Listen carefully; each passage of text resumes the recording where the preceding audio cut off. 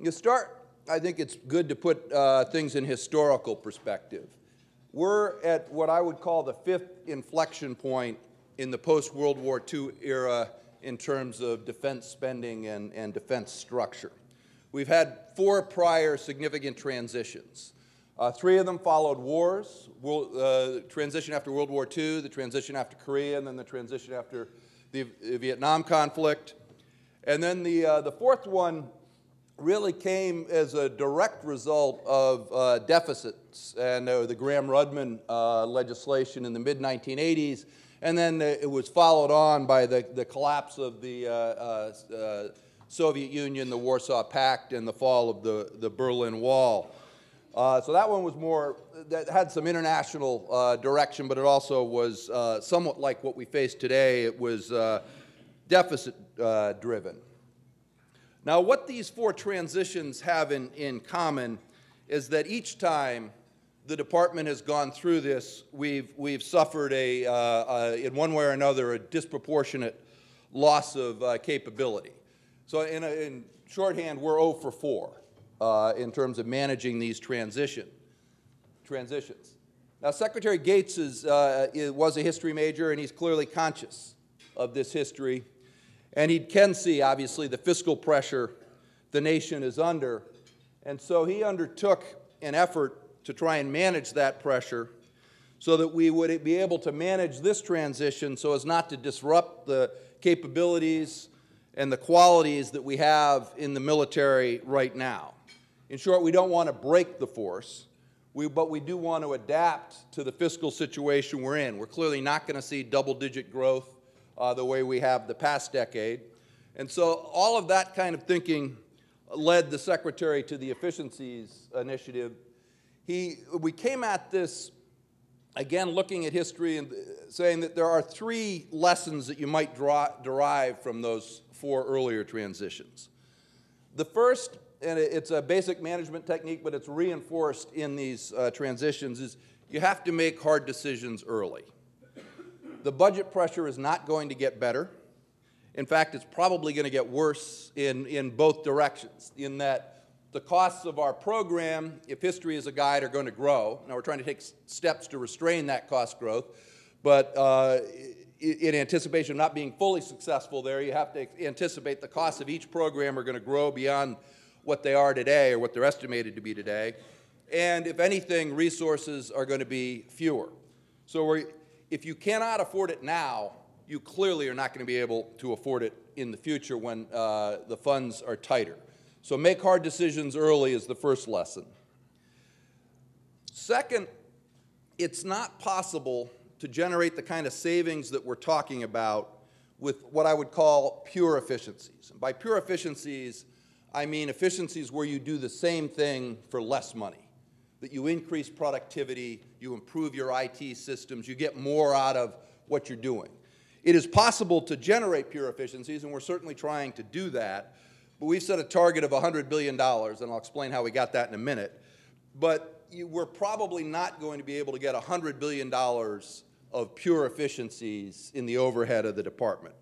So Rule 2 in looking at historical transitions is you cannot rely solely on pure efficiencies. You are going to have to eliminate low-priority activities, low-priority organizations. You're going to have to make some decisions that there are things that are still generating value, but in the budget and fiscal environment that we're in, they just don't rate priority in the program.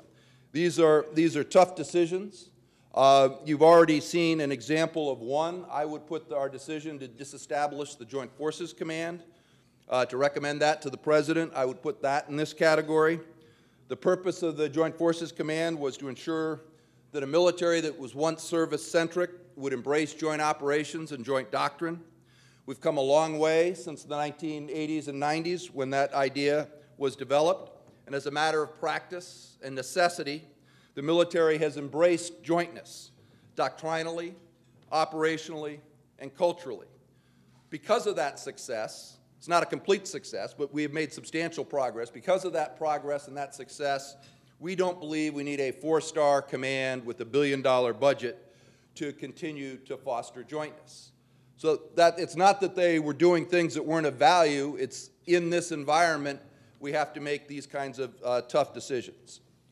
The third lesson is that you have to approach these kinds of transitions in defense spending in a balanced way. You cannot focus all of your attention on one area of the budget. If you take disproportionate reductions from the investment accounts, it's going to lead to gaps in our modernization, our technology, and it's going to lead to aging of our equipment. But similarly, if you take disproportionate reductions out of the operating accounts, that will force cuts in bases, leading to a poor base structure, and it will degrade operational readiness. So as we approached this efficiencies initiative, we wanted to approach it with those three lessons in mind. Now, this is not something that Secretary Gates just came up with last spring when he gave the speech at Abilene. He's been talking about this direction at least since October of 2008.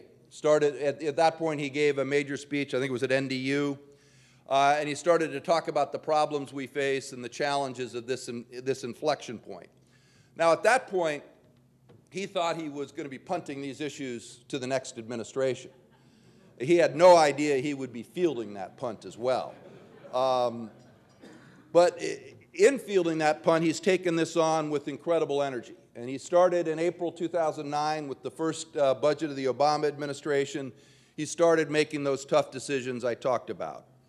We cut programs like the presidential helicopter that were too troubled to continue.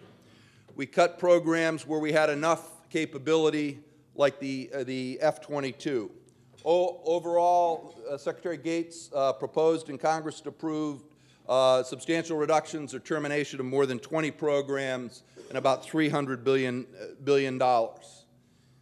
The next step in this focus on a transition was the speech at the Eisenhower Library this past April, where he talked about four tracks in terms of moving resources from overhead into the warfighting accounts. His starting point was the situation that we face in the world today, where we don't think we're in a position to reduce force structure, at least not in the immediate term.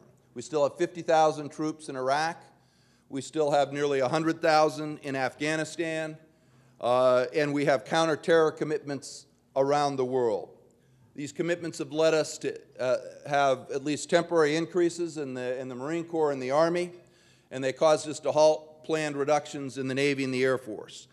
For at least the midterm, this is not the time to be reducing force structure. So if you can't reduce force structure, how do you develop a budget that supports the 2 to 3% real growth that history tells you is what's needed to maintain the technologically advanced and highly capable forces we have today? The 2 to 3% comes from looking at the modernization accounts, where cutting-edge technology takes a pace greater than inflation. Also looked at the operating accounts, where some costs, some quality of life costs, medical care, grow at faster paces than inflation. So you need 2 to 3% growth, but we have a budget right now where we have a top-line increase, planned increase of about 1% beyond inflation. We don't think it's responsible, we don't think it would be successful to ask the Congress and the American taxpayers to increase beyond that 1%, especially if we have not looked hard at all of the accounts ourselves.